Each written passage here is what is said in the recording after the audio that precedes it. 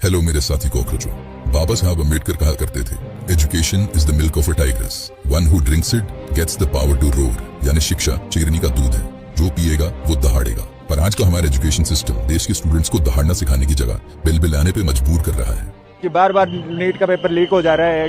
सरकार क्या कर रही है? 24 में वो उसमें भी लीक हो गया, अब 26 में भी आप कह रहे हो दोबारा लीक हो गया पेपर। एक पेपर अच्छे से कंडक्ट नहीं करा, ऐसी सरकार पे अपन भरोसा कैसे कर सकते हैं? सिर्फ पिछले 7 सालों में 70 से ज्यादा पेपर लीक्स ने ऑलमोस्ट 2 करोड़ स्टूडेंट्स की लाइफ और मेंटल हेल्थ पे भारी नेगेटिव इम्पैक्ट छोड़ा है। ये मेरा पड़ा था बेगूसराय, ये पड़ा था मेरा बक्सर में। ठीक है सर, 2 दिन स्टे किए थे, 4000 रुपए लगा था। और आप बिलीव करेंगे सर, दोनों पेपर कैंसिल हो गया। क्या करें हम लोग सर? जहाँ पेपर लीक नहीं होता वहाँ सिस्टम कोई नई प्रॉब्लम क्रिएट कर देता है। जैसे यूपी में एसएससी जीडी के एग्जाम सेंटर्स में सीटिंग कैपेसिटी से double number of admit cards issue कर दिए गए। जब सीट नहीं था तो यहाँ बुलाना ही नहीं चाहिए था। हम लोग कितना दूर से आ रहे हैं, कैसे आ रहे हैं, कितना प्रेशर है, इन सबको तो पता है नहीं।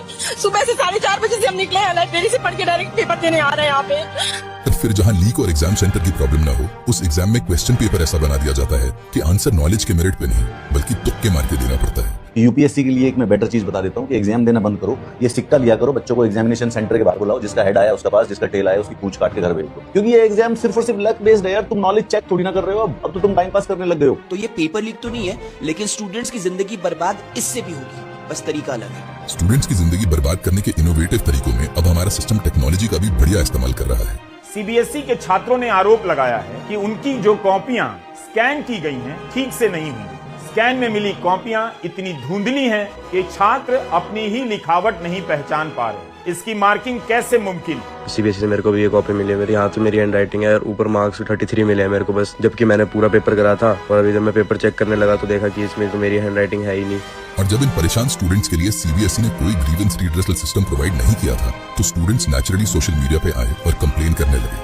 और फिर वही हुआ जो हमेशा होता है। मतलब सीबीएसई की कॉपी चेकिंग पर सवाल उठ जाए, नीट यूजी का पेपर लीक हो जाए, छात्रों का करियर बर्बाद हो जाए, वे तनाव में रहें, अधिकारी शिक्षा मंत्री का कुछ ना बिगड़े, लेकिन जो इन पर सवाल उठाएगा उसे पाकिस्तानी बता दिया जाएगा।